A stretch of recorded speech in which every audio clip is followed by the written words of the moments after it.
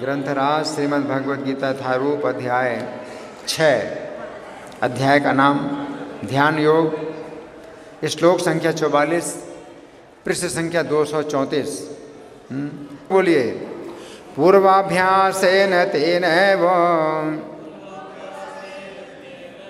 ह्रियते ह्यवसोऽपि सः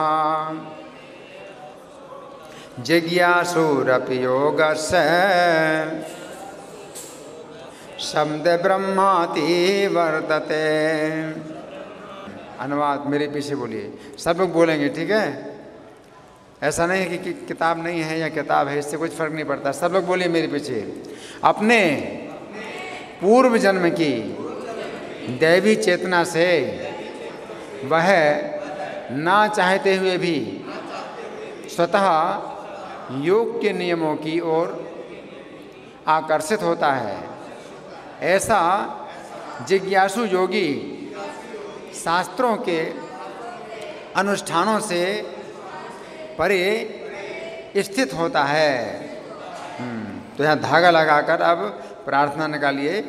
धागा लगा लीजिए जहाँ पर आपने खोला था, और अब प्रार्थना निकालिए। भूमिका में पहला पेज देखिए, भूमिका में पहला पेज निकालिए।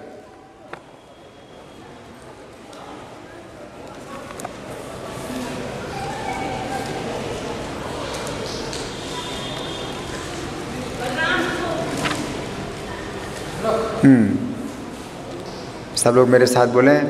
ओम अज्ञानतिमिरान्धस्य ज्ञानाञ्जन शलाकया चक्षुरुन्मीलितं येन तस्मै श्री गुरवे नमः।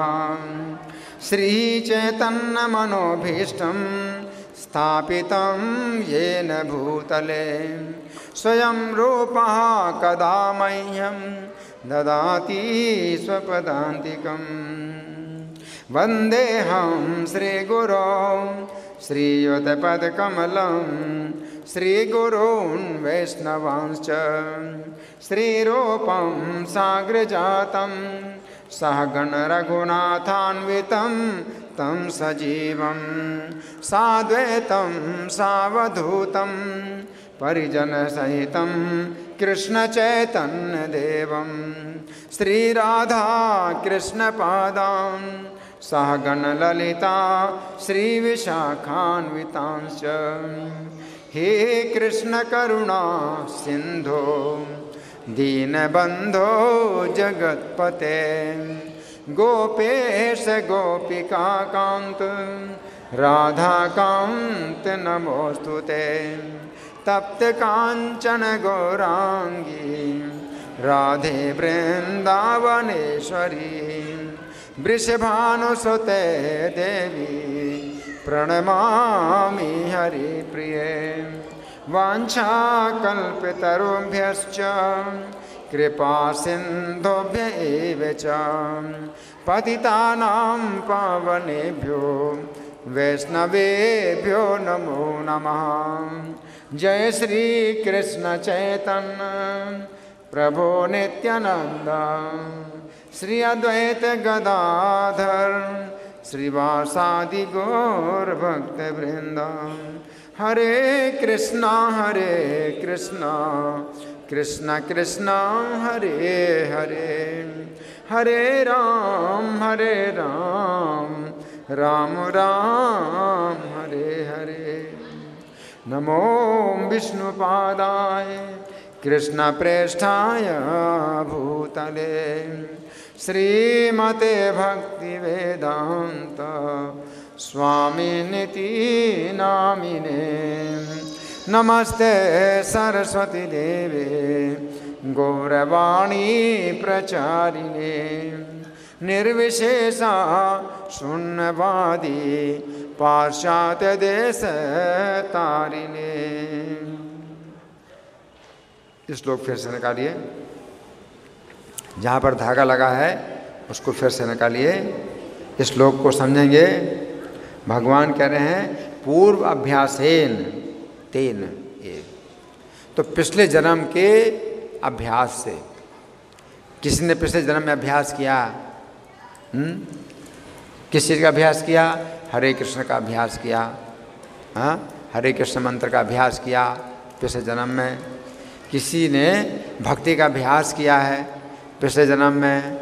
हाँ, कृष्ण कथा को सुना है, हाँ, श्रवण कीर्तन किया।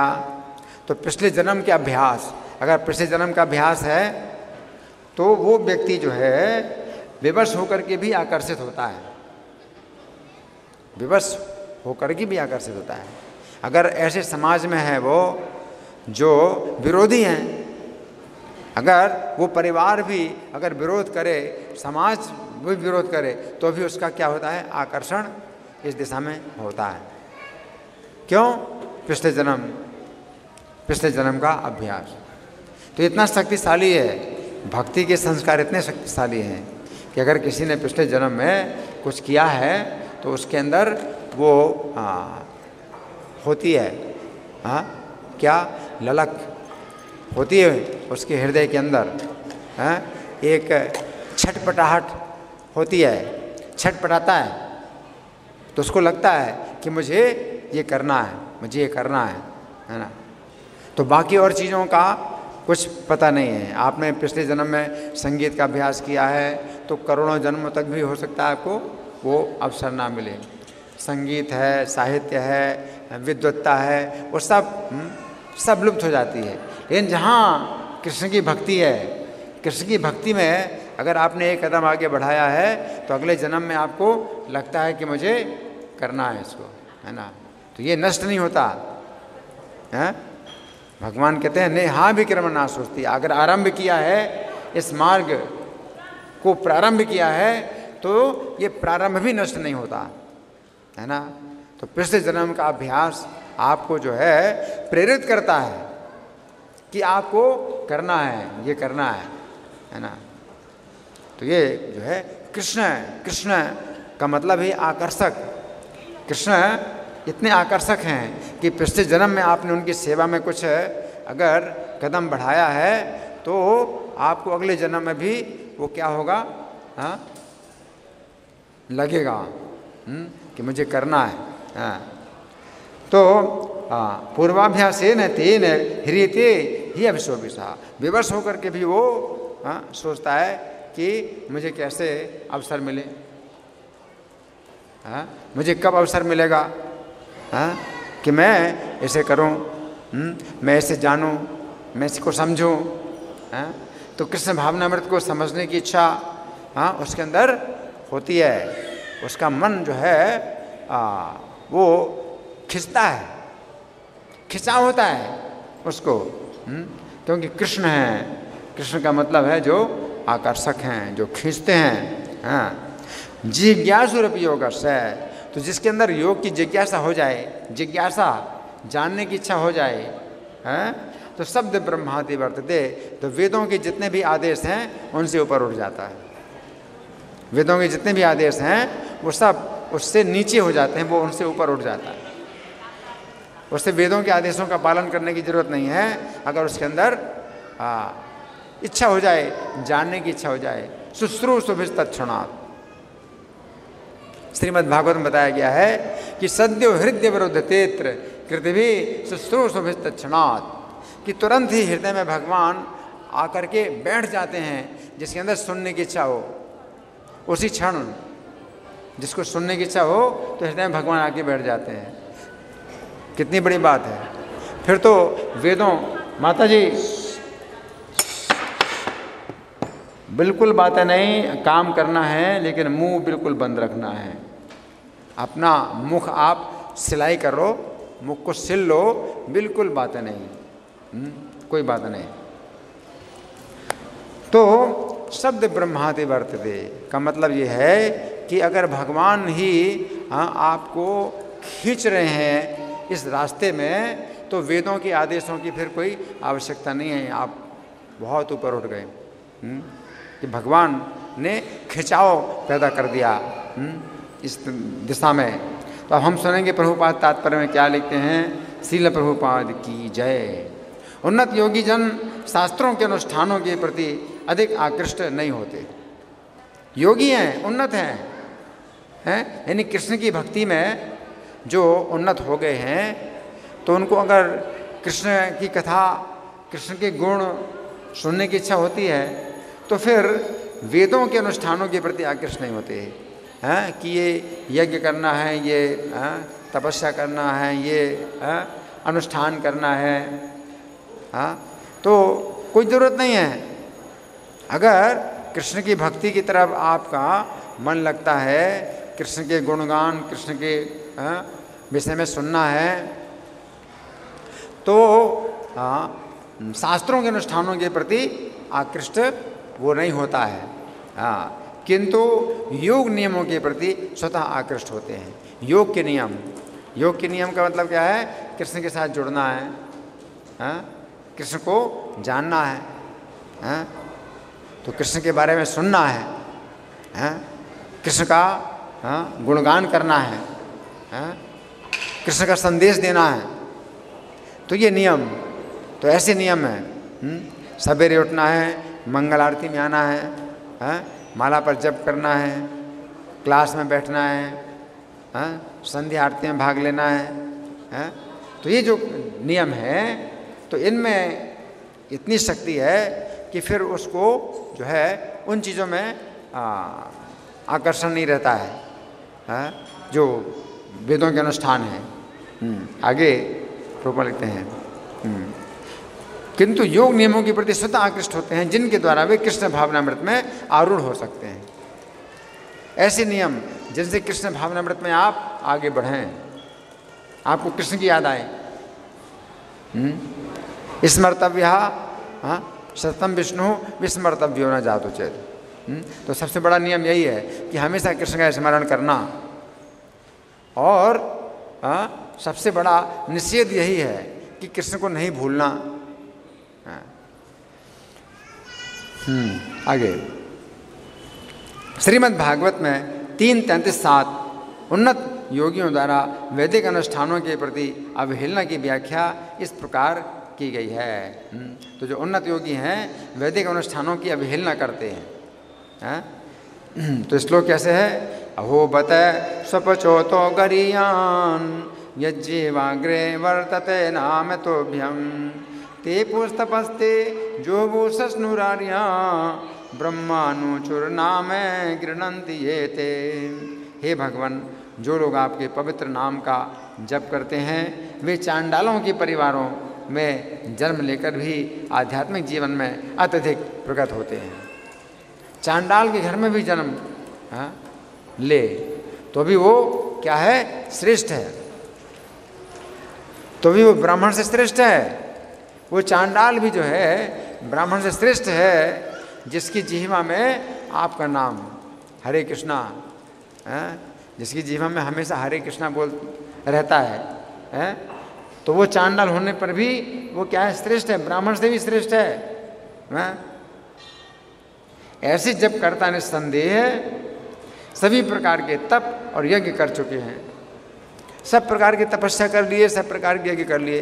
अगर हरे कृष्णा आप बोलते हैं, अगर मुंह से हमेशा हरे कृष्णा निकलता है, तो जितने प्रकार की तपस्या और जितने प्रकार के यज्ञ हैं सब हो गए।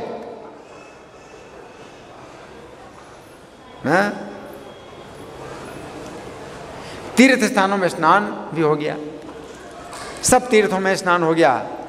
अगर हरे कृष्णा मुंह से हमेशा निकलता है तो जितना भी स्नान दुनिया भर का है वो सब हो चुका है।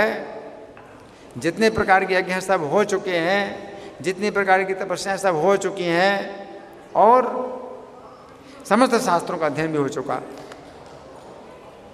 सब वेदों का अध्ययन हो चुका। तो इससे बढ़कर कुछ नहीं है। अगर हरे कृष्णा बोलते हैं, आपके मुंह से हरे कृष्णा निकलता है, अगर दुख में सुख में कृष्णा ये शब्द निकले तो समझ लो कि आपका जो है सब कृत्य हो गया, आपका जीवन सफल हो गया। अभ्यास करो। अगर नहीं बोल पाते हो तो ये अभ्यास करो। सड़क में चल रहे हो, कोई दुर्घटना हो जाए तो मुझ से क्या निकलता है? सामने ट्रक आ जाए तो क्या निकलता है? क्या बोलते हो? बाप रे। क्या निकलता मुझसे? हैं, अरे बाप रे, हैं, हैं, अरे मर गया, क्या निकलता है मुंह से? हैं? तो अगर आपके मुंह से निकले कृष्णा, हरे कृष्णा या कृष्णा अगर आपके मुंह से निकले, तो समझो कि आपकी पूरी तपस्या, पूरे यज्ञ, पूरे व्रत और पूरे स्नान और पूरा अध्ययन हो गया, सब कुछ हो गया। अगर मुंह से क्या निकले? कृष्णा, हरे कृष्णा। ना सुख में भी अगर आप सुखी हैं तो भी आपके मुंह से निकलता है हरे कृष्णा। अगर आपको दुख है तो भी आपके मुंह से निकलता है हरे कृष्णा। चाहे दुख में आप जो है दुख प्रकट करते हैं हरे कृष्णा कह करके, तो भी आपकी जो है पूरी रक्षा है।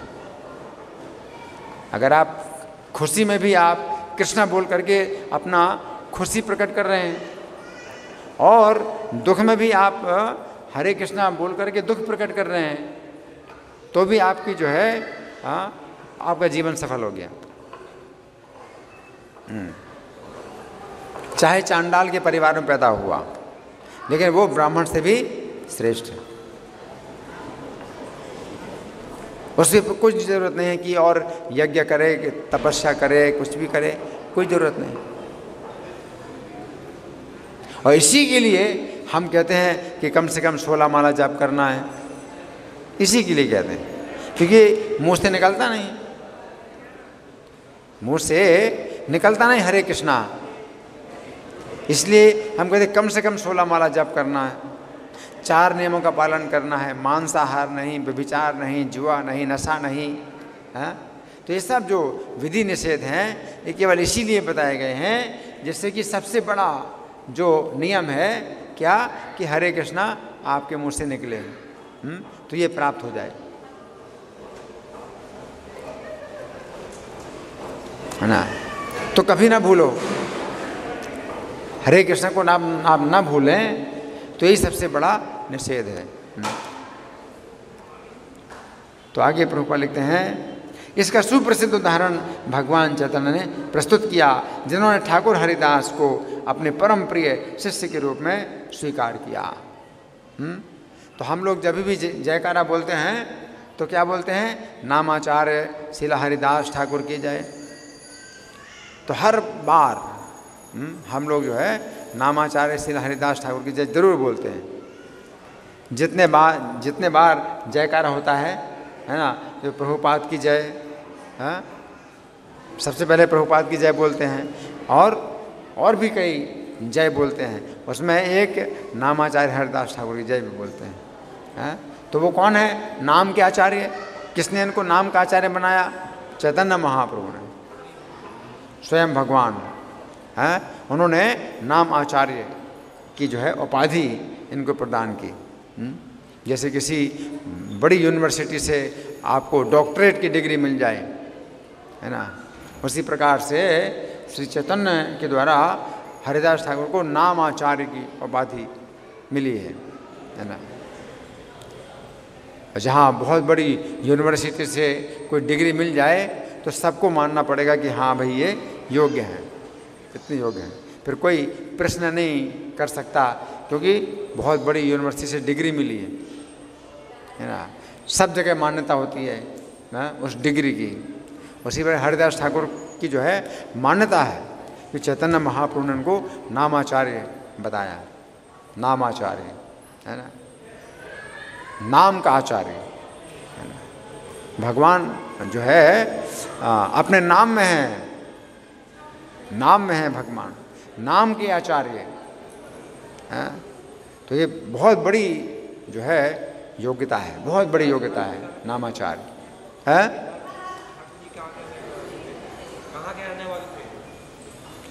तो ये बहुत बड़ी योग्यता है कि वो नाम के आचार्य। और प्रभुपाद लिखते हैं कि यद्यपि हरिदास का जन्म एक मुसलमान परिवार में हुआ था, यद्यपि मुसलमान परिवार में हुआ, उनका जन्म मुसलमान परिवार में हुआ, है ना। तो ये बड़ी निंदा की बात होती है, मुसलमान परिवार में कोई जन्म तो बड़ी निंदा की बात है। लेकिन श्री चैतन्य जो है उनको नामाचार्य की उपाधि प्रदान करते हैं, है ना। तो ये चीज़ जो है मतलब समझने वाली है कि नामाचार्य की उपाधि प्रदान की क्यों? क्योंकि वे प्रतिदिन नियम पूर्वक 3 लाख भगवान के पवित्र नामों हरे कृष्ण कृष्ण कृष्ण हरे हरे, हरे राम राम राम हरे हरे का जप करते थे। 3 लाख, 3 लाख नामों का जप करते थे। ये तो 16 नाम है। तो इस प्रकार से 16 नाम गिनते गिनते कितने बार ये मंत्र बोला जाएगा कि 3 लाख नाम हो जाए। 3 लाख नाम, 3 लाख मंत्र नहीं, एक मंत्र में कितने नाम हैं? 16 नाम है ना। तो 3 लाख नामों का जप करते थे रोज। हम लोग 16 माला जप करते हैं, तो 16 माला में 27,000 के करीब नाम होते हैं। 16 माला में आप 16 से गुणा करें 108 का, क्योंकि 108 मन के होते हैं एक माला में, और फिर उसमें 16 से गुणा करो तो 27,000 से कुछ ऊपर होता है ना। तो 16 माला में, तो हम लोगों का नियम है कम से कम 16 माला जप करना। तो उनका कितना नियम था? 3 लाख नाम करना, है ना। 3 लाख नाम में 180 के करीब माला होती है, 180 माला के करीब होती है।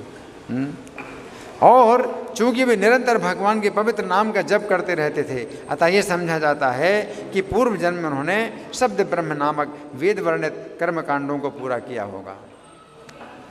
सब कुछ हो गया, अब उनको कुछ जरूरत नहीं कुछ करने की।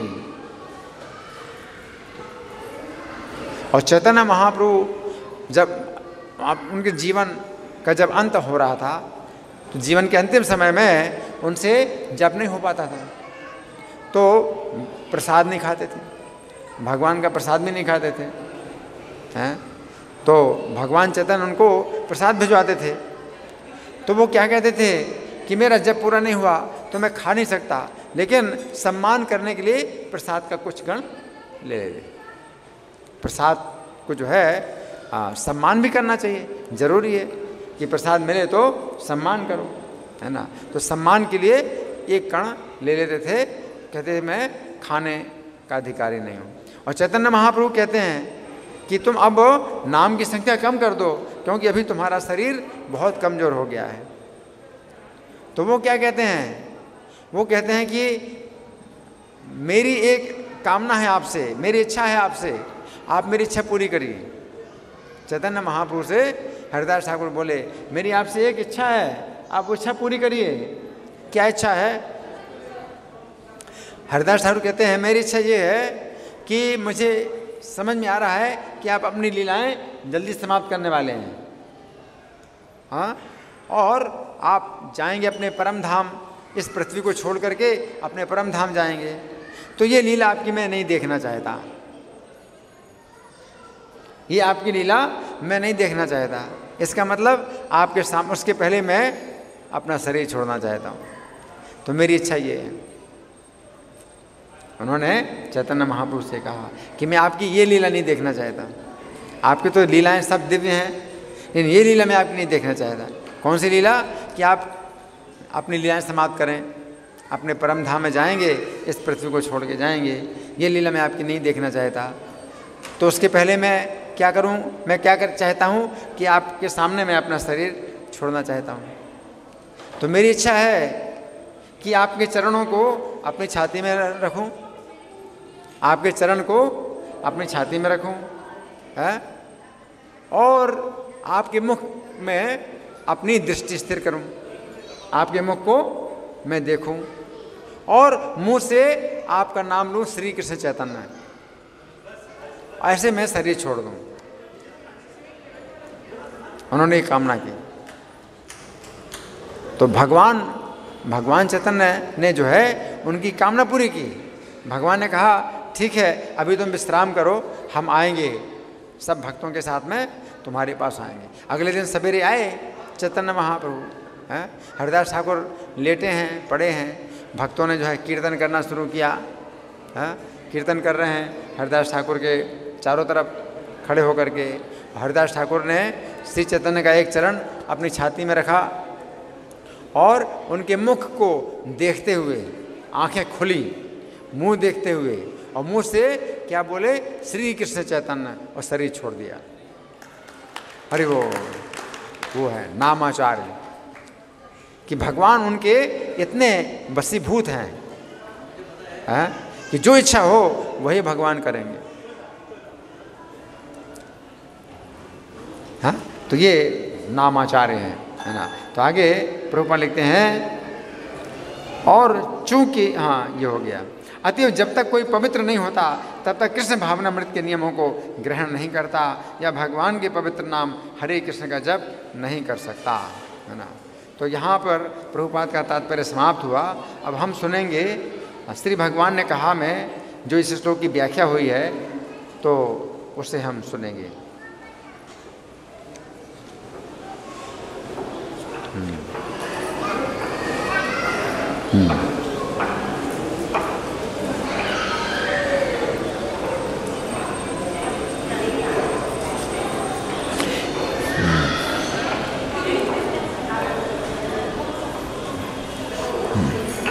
ये बात समझने की है कि पिछले जीवन में जिस योगी ने श्री कृष्ण को प्राप्त करने का असफल प्रयास किया था, वो असफल योगी इस जीवन में क्यों नहीं उसी प्रयास का आरंभ करेगा।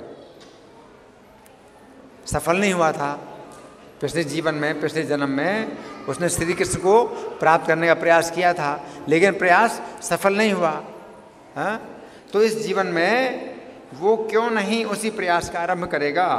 यहाँ पर श्री कृष्ण हृते शब्द का प्रयोग कर रहे हैं, जिसका अर्थ है आकर्षित होता है।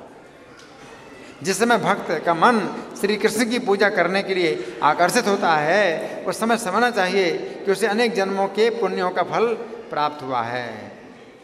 भक्त प्रार्थना करता है कि हे श्री कृष्ण, आपकी कृपा से मुझे कुछ विचार शक्ति प्राप्त हो, ताकि मैं आपकी मधुर मूर्ति की पूजा करूं। मेरी केवल एक ही चिंता हो कि किस प्रकार मैं श्री कृष्ण के चरण कमलों के दर्शन करूं। श्री कृष्ण के चरण प्रातः के खिले हुए कमल की शोभा को मात करने वाले हैं, समीप आने वालों का संपूर्ण परिताप दूर कर देते हैं। ऐसे चरण कमल का पूरा आकर्षण मेरे मन में उत्पन्न हो।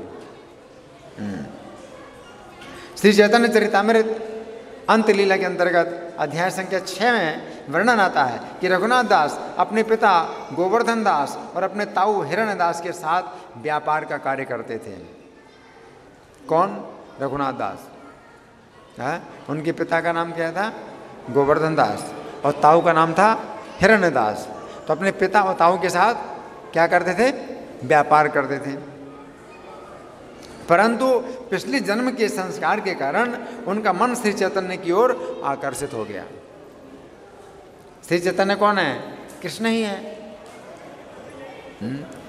तो कृष्ण की ओर आकर्षित हो गया, श्री चैतन्य की ओर आकर्षित हो गया। उस समय वे सप्तग्राम से जगन्नाथपुरी की ओर भागने की कोशिश करने लगे। अब कितना बड़ा व्यापार, कितनी धन संपत्ति, राजा की तरह है उनका जो है ठाट बाट, लेकिन कुछ भी अच्छा नहीं लगता है। और भागते हैं, जगन्नाथपुरी की तरफ भागते हैं। एक रात वे अकेले उठे और जगन्नाथपुरी की ओर चल दिए, किंतु उनके पिता ने दूर स्थान से उन्हें पकड़ लिया और वे उन्हें लौटा लाए। ये प्रायः प्रतिदिन की घटना बन गई थी कि रघुनाथ घर से भाग जाते, उनके पिता उन्हें फिर लौटा लाते। तब रघुनाथ दास की माता ने उनके पिता से कहा कि हमारा पुत्र पागल हो गया है। माता ने क्या कहा? किससे कहा? पिता से कहा कि हमारा पुत्र क्या हो गया है? पागल हो गया है ना, इसे रस्सी से बांध कर रखो। माता ने कहा कि हमारा पुत्र पागल हो गया है, इसे रस्सी से बांध कर रखो। क्यों रस्सी से बांध कर रखो? कि हमेशा जगन्नाथपुरी की ओर भाग रहा है ना। उस समय उनके पिता ने अत्यंत दुखी होकर कहा कि हमारे पुत्र रघुनाथ के पास इंद्र के समान धन संपत्ति है, और उसकी पत्नी अप्सरा के समान सुंदर है। उसकी पत्नी अप्सरा के समान सुंदर है, फिर भी रघुनाथ का मन धन तथा स्त्री से नहीं बंध पाया, तो फिर इस बालक को रस्सियों से बांधकर कैसे रखा जा सकता है? सबसे बड़ा बंधन क्या है? धन और स्त्री। तो इतना धन, बेशुमार धन है, तो ये बंध नहीं रहा, धन संपत्ति से नहीं बंध रहा। और पत्नी कैसी है? अप्सरा के समान सुंदर है, उससे भी नहीं बंधा। तो फिर कौन सी रस्सी से इसको बांधा जा सकता है? सबसे बड़ी रस्सी यही है, स्त्री और धन, है ना। श्री चैतन्य की उसके ऊपर कृपा हुई है। श्री चैतन्य के पागल को घर में कैसे रखा जा सकता है? पिता बोले, हरि बोल। रघुनाथ दास के पिता क्या बोले? श्री चैतन्य के पागल को घर में किस प्रकार रखा जा सकता है? चैतन्य किसी को पागल बनाए हैं तो फिर वो कैसे घर में रहेगा? स्त्री और धन उसे कैसे बांध सकते हैं, है ना। श्री चैतन्य के पागल को घर में कैसे रखा जा सकता है? तो यहाँ पर श्री कृष्ण कह रहे हैं कि पूर्व जन्म के अभ्यास के कारण असफल योगी श्री कृष्ण की प्राप्ति के लिए उसी प्रकार आकर्षित होता है जिस प्रकार रघुनाथ दास श्री चैतन्य को प्राप्त करने के लिए आकर्षित हुए। यहाँ पर श्री कृष्ण अवश्य शब्द का प्रयोग कर रहे हैं। अवश्य शब्द का अर्थ है कि वो असफल योगी अपने बस में नहीं होता है, अपने बस में नहीं होता। यद्यपि समाज में उसकी निंदा होती है। क्या होता है? समाज में उसकी निंदा होती है, परंतु फिर भी वह श्री कृष्ण की ओर आकर्षित होता है। उसके भजन में कोटि कोटि विघ्न उपस्थित होते हैं तो हो, प्राण जाएं तो जाएं, परंतु वो श्री कृष्ण को प्राप्त करने के प्रयास को नहीं छोड़ सकता है। पूर्व जन्म में उसने जितना योग का साधन किया था, सांसारिक भोगों का त्याग किया था, उसके अंतःकरण में जितने अच्छे संस्कार पड़े थे, उस जन्म में किए हुए अभ्यास के कारण भोगों के बीच में रहता हुआ भी वह श्री कृष्ण की ओर जबरदस्ती खींच जाता है।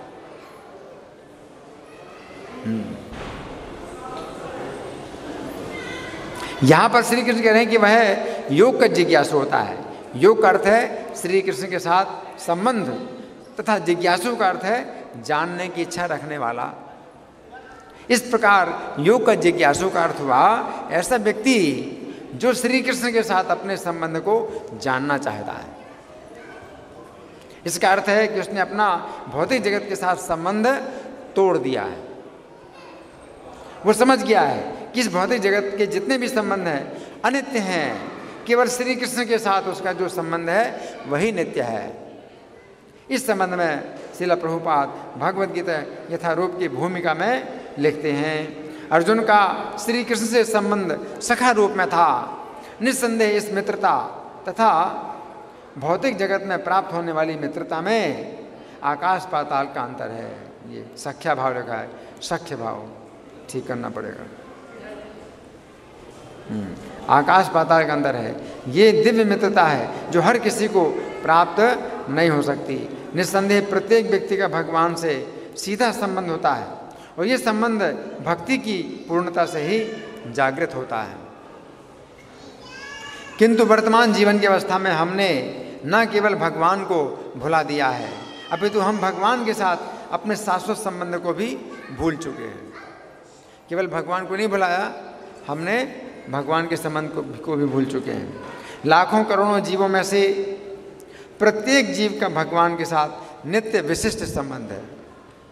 प्रत्येक जीव का भगवान के साथ क्या है? एक संबंध ऐसा है जो नित्य है और विशिष्ट है। ये स्वरूप कहलाता है। भक्ति योग की प्रक्रिया द्वारा ये स्वरूप जागृत किया जा सकता है, तब यह अवस्था स्वरूप सिद्धि कहलाती है। ये स्वरूप की अर्थात स्वाभाविक या मूलभूत स्थिति की पूर्णता कहलाती है। यहाँ पर श्री कृष्ण कह रहे हैं कि चूंकि वह योग का जिज्ञासु होता है, इसलिए वह वेदों के कर्म कांड से परे हो जाता है। गीता 2:45 के तात्पर्य में श्रील प्रभुपाद लिखते हैं, वेदों में मुख्यतया सकाम कर्मों का वर्णन है, जिसे सामान्य जन क्रमशः इंद्रिय तृप्ति के क्षेत्र से उठकर आध्यात्मिक धरातल तक पहुँच सकें। श्री कृष्ण अपने मित्र तथा शिष्य के रूप में अर्जुन को सलाह देते हैं कि वे वेदांत दर्शन के आध्यात्मिक पद तक ऊपर उठें, जिसका प्रारंभ ब्रह्म जिज्ञासा अथवा परम आध्यात्मिकता पर प्रश्नों से होता है। इस भौतिक जगत के सारे प्राणी अपने अस्तित्व के लिए कठिन संघर्ष करते रहते हैं। उनके लिए भगवान ने इस भौतिक जगत की सृष्टि करने के बाद वैदिक ज्ञान प्रदान किया, जो जीवन यापन तथा भव बंधन से छूटने का उपदेश देता है। जब इंद्रिय तृप्ति के कार्य यथा कर्मकांड समाप्त हो जाते हैं तो उपनिषदों के रूप में भगवत साक्षात्कार का अवसर प्रदान किया जाता है। ये उपनिषद विभिन्न वेदों के अंश हैं, उसी प्रकार जैसे भगवत गीता पंचम वेद महाभारत का एक अंश है। उपनिषदों से आध्यात्मिक जीवन का शुभारंभ होता है।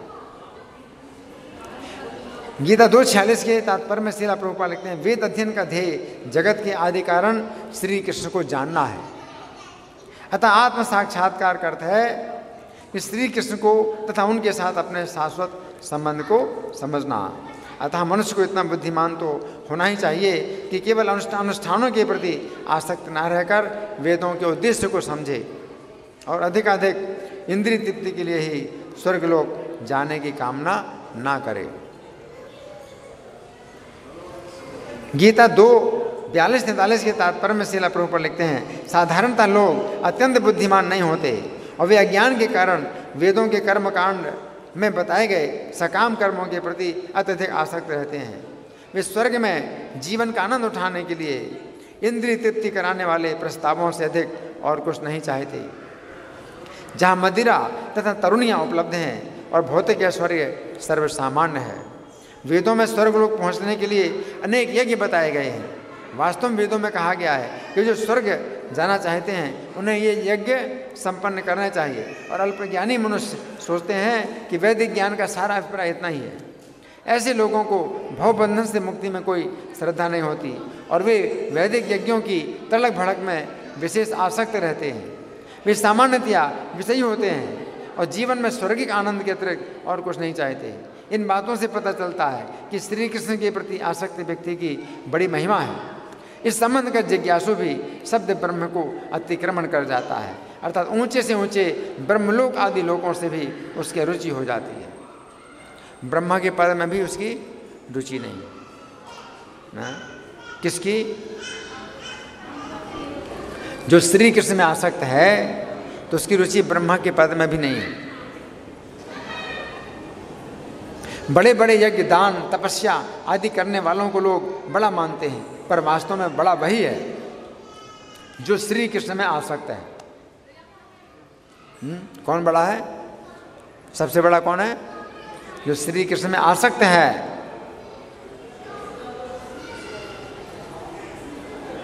तो यहाँ पर श्री कृष्ण कह रहे हैं कि श्री कृष्ण के साथ अपने संबंध का जिज्ञासु भी वेदों के कर्मकांड से ऊपर उठ जाता है।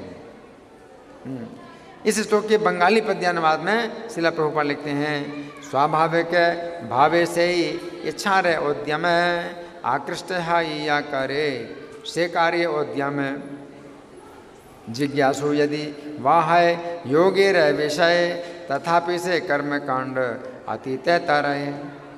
तो यहाँ पर श्री कृष्ण अर्जुन से कह रहे हैं, आकृष्ट हैया करे से कार्य उद्यम, अर्थात हे अर्जुन, योग भ्रष्ट पुरुष मेरे प्रति आकृष्ट होने से प्रयास करता है, अतः तुम भी मेरे प्रति आकृष्ट होकर युद्ध करो, है ना। तो यहाँ हमने कुछ बातें पढ़ करके सुनाई और अब आप लोगों की ओर से कोई प्रश्न है या कोई चर्चा, या मैं प्रश्न करूं? मैं प्रश्न करूं? ठीक है, मैं प्रश्न कर रहा हूं।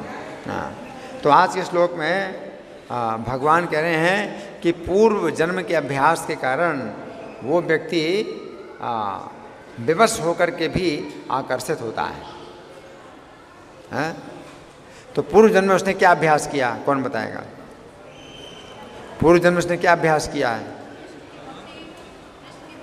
कृष्ण की भक्ति का अभ्यास किया है ना। तो कृष्ण की भक्ति का अभ्यास किया है उसने पूर्व जन्म में, और वो पूरा नहीं हुआ, उसे सफलता नहीं मिली, तो वो उसका प्रयास नष्ट नहीं हुआ। इस जन्म में क्या होता है उसका? इस जन्म में क्या होता है उसको, उसके साथ आकृष्ट होता है और विवश होकर के। तो यहाँ विवश का मतलब क्या है? विवश होने के बावजूद भी आकर्षित होता है। विवश होने का क्या मतलब?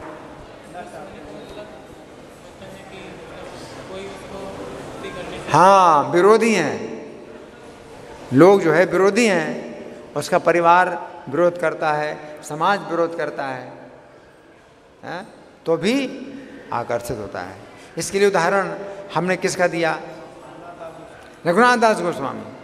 तो परिवार कितना था? धन, असीमित धन संपत्ति है, और पत्नी कैसी थी? अप्सरा के समान सुंदर। लेकिन फिर भी क्या करते थे वो? और कहाँ जाते थे, क्या करते थे? जगन्नाथपुरी की तरफ भागते।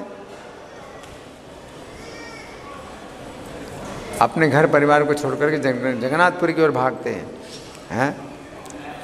तो उनके पिता जो है पकड़वा लेते हैं और लौटा लाते हैं, हर बार लौटा लाते हैं। तो माता ने क्या कहा कि हमारा पुत्र पागल हो गया है, तो इसको क्या करो? रस्सी से बांध के रखो। तो पिता ने क्या कहा?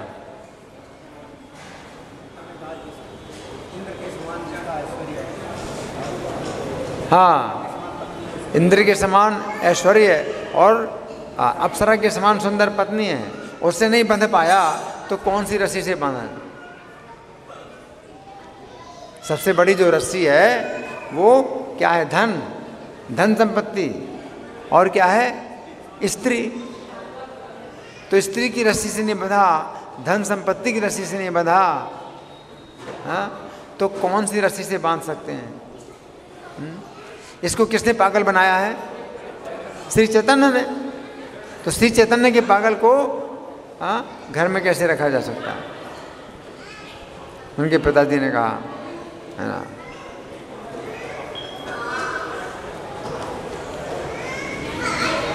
जैसे मीराबाई है ना, तो स्त्री होने के कारण विवश होती है, उसको अधिकार नहीं होता है घर से बाहर निकलने का। लेकिन कृष्ण के प्रति जो है आकर्षण, कृष्ण के प्रति इतना आकर्षण है कि वो छोड़ के चली गई, घर छोड़ के चली गई।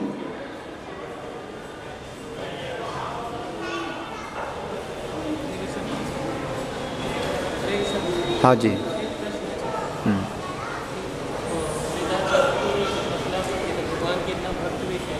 हैंड माइक है, ये लो।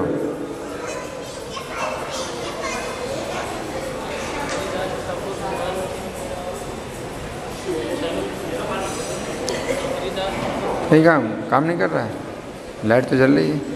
हाँ, हो सकता है ख़राब हो, उधर से। चलो आप जोर से बोलो।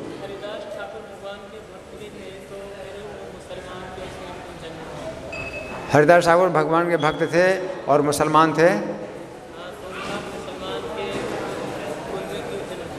उनका मुसलमान के कुल में क्यों जन्म हुआ? उनका मुसलमान कुल में जन्म हुआ, इसका कारण इसके कई कारण हो सकते हैं। तो एक कारण तो ये कि अगर किसी भक्त ने जो है कुछ दोष अगर हो जाता है, भक्ति के कार्य में कुछ दोष हो जाता है, तो वो फिर अशुद्ध परिवार में जन्म लेता है। तो एक तो ये कारण है कि बताया जाता है कि पिछले जन्म में प्रहलाद नाम के ब्राह्मण थे, तो अपने उनके पिता ने जो है तुलसी मांगी, पूजा के लिए तुलसी लाओ, तो तुलसी लाए, बिना धोए ले आए। तो पिता ने कहा कि तुम मुसलमान परिवार में पैदा हो, लेकिन जो भक्ति है वो भक्ति सुरक्षित है। तो मुसलमान परिवार में पैदा होने के बाद भी वो कृष्ण की भक्ति की तरफ आकर्षित होते हैं। लेकिन चैतन्य भागवत में तो ये लिखा है कि तो भगवान की इच्छा है कि भगवान ने उनको मुसलमान परिवार में जन्म दिया, ये दिखाने के लिए कि भक्ति के लिए कोई विचार नहीं होता है कि किस परिवार में पैदा हुआ। इसका कोई महत्व ही नहीं है कि कौन ब्राह्मण के परिवार में पैदा हो या शूद्र या चांडाल के परिवार में पैदा हो। कृष्ण का जो भक्त है वो कृष्ण का होता है। तो कृष्ण के भक्त के लिए ऐसा कोई विचार नहीं है कि ये किस परिवार में पैदा हुआ है।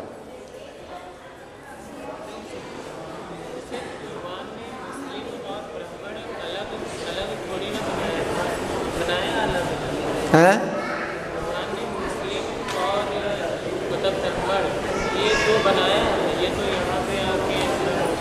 भगवान ने तो रचना नहीं करी ना कि कोई मुसलमान हो, कोई ब्राह्मण हो, कोई नहीं, भगवान ने बनाया। भगवान कहते हैं कि मैंने ही 4 वर्ण बनाए हैं, ब्राह्मण क्षत्रिय वैश्य शूद्र, जन्म कर्म और गुण के अनुसार। गुण कर्म विभागशः, तो जिसके जैसे गुण और कर्म हैं उसके विभाजन के अनुसार मैंने 4 वर्ण बनाए। जन्म के अनुसार नहीं बनाए। अभी तो लोग जन्म के अनुसार मानते हैं कि ब्राह्मण परिवार में पैदा है तो वो ब्राह्मण है, शूद्र परिवार में पैदा हो तो शूद्र है। लेकिन भगवान कहते हैं कि मैंने 4 वर्ण जो बनाए हैं वो जन्म के अनुसार नहीं बनाए, उनके गुण और कर्म के अनुसार बनाए। लेकिन फिर भी अगर ऐसे परिवार में कोई जन्म लेता है तो ये कुछ अपने कर्मों का दोष तो है कि कोई कसाई के परिवार में पैदा हुआ तो कुछ कर्म का दोष तो है ना। जैसे सदन कसाई हैं, तो कसाई थे तो क्या करते थे, पशु की हत्या नहीं करते थे, ये मांस जो है वो बेचते थे। तो उनको कसाई के परिवार में क्यों जन्म मिला, और वो बहुत बड़े भक्त निकले। कसाई के परिवार में क्यों जन्म मिला, कि पिछले जन्म में ब्राह्मण थे और एक कसाई एक गाय की हत्या करना चाहता था और गाय रस्सी तोड़ करके भाग गई। तो गाय भाग रही थी और कसाई उसके पीछे पीछे आ रहा था, तो इन्होंने सामने से उस गाय को दोनों हाथों से पकड़ लिया और उससे क्या हुआ, कसाई ने गाय की हत्या की, है ना। तो इस प्रकार से इनको जो है कसाई के परिवार में जन्म मिला और इसमें और इसका और भी दंड मिला कि जब ये जो है जगन्नाथपुरी ओर जा रहे हैं तो रास्ते में एक गांव पड़ा, एक घर, उन दिनों तो कोई होटल वगैरह होता नहीं था, किसी घर में ठहर जाएं अतिथि के रूप में। तो जिस घर में ये ठहरे थे तो वो कसाई का घर था। तो रात में वो कसाई सो रहा था, ये भी सो रहे थे और उसकी पत्नी सो रही थी। तो पत्नी बोली कि देखो अभी मेरा पति सो रहा है, अच्छा मौका है, तुम मेरे साथ पत्नी जैसा व्यवहार करो। तो ये बोले कि अरे ये तो मैं नहीं कर सकता, ये तो बहुत पाप है, मैं तो जगन्नाथपुरी के भगवान जगन्नाथ जी के दर्शन करने जा रहा हूँ। तो बोली कि देखो अभी मैं तुमको अच्छा अवसर दे रही हूँ, तुम मेरे साथ पति जैसा व्यवहार करो, और अगर तुमको मेरे पति से डर लगता है कि कहीं जाग ना जाए तो अभी मैं उसकी हत्या कर देती हूँ। तो तलवार उठा के अपने पति की हत्या कर दी और बोली अब तो तुम्हें कोई चिंता नहीं है, अब तुम मेरे साथ पत्नी का जैसा व्यवहार करो। तो ये तो और घबरा गए कि कैसी स्त्री है ये, अपने पति की हत्या कर दी इसने। तो बोली कि अगर मेरी बात नहीं मानोगे तो फिर मैं तुम्हें त्रिय चरित्र दिखलाऊंगी। तो अब ये तो मानने वाले थे नहीं कि पाप कर्म करें, तो उसने जो है शोर मचा दिया, गांव में शोर मचा दिया कि ये आदमी जो है इसने मेरे पति की हत्या की है और मेरे साथ बलात्कार करना चाहता था। उल्टा इल्ज़ाम लगा दिया कि इसने मेरे पति की हत्या करके मेरे साथ बलात्कार करना चाहता था, और गांव वालों ने उसी पत्नी की बात मानी। तो इनके दोनों हाथ काट दिए। अब इन्होंने जो है कोई विरोध नहीं किया, जैसी कृष्ण की इच्छा, जगन्नाथ जी की जैसी इच्छा, दोनों हाथ कट गए। आगे चल करके जगन्नाथ ने जो है अपने मंदिर के पुजारियों को सपना दिया कि मेरा भक्त आ रहा है, सदन नाम का मेरा भक्त आ रहा है, और तुम लोग जाओ हाथी लेकर के जाओ, उसका स्वागत करो और मेरे मंदिर में लाओ। अब इनके हाथ कटे हैं और जगन्नाथ मंदिर से पुजारी आए, हाथी लेकर के आए, हाथी में बिठा करके इनको जगन्नाथ जी के सामने लाए। अब जगन्नाथ जी के सामने लाए तो अब इनको याद नहीं था कि हाथ कटे हैं, तो इनकी इच्छा हुई कि मैं जगन्नाथ जी को नमस्कार करूं। तो जैसे उन्होंने हाथ ऐसे निकालने की कोशिश की तो हाथ निकल आए। हरि बोल, हाथ निकल आए इनके। तो बड़ा आश्चर्य हुआ। अब जगन्नाथ जी से पूछा कि आपकी इतनी कृपा मेरे ऊपर, आपने मुझे इतना सम्मान दिया और मेरे हाथ भी आपने ठीक कर दिए, तो हाथ कटे कैसे मेरे? क्यों, मेरा क्या कर्म था कि मेरे हाथ कटे? तो जगन्नाथ जी ने बताया, पिछले जन्म में तुमने ये जो कसाई की पत्नी है, पिछले जन्म में गाय थी, और ये कसाई पिछले जन्म में भी कसाई था। तो ये उस गाय की हत्या करना चाहता था। वही गाय भाग रही थी और तुमने दोनों हाथ से इसको पकड़ा था, तो इसी गाय ने अब तुम्हारे दोनों हाथ कटवाए।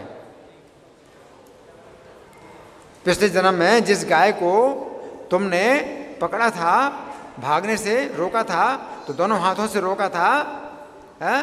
तो इसी गाय ने अभी इस पत्नी के रूप में तुम्हारे हाथ कटवा दिए हैं। और उस कसाई ने उस गाय की हत्या की थी, तो ये गाय ने अपने पति की हत्या कर दी।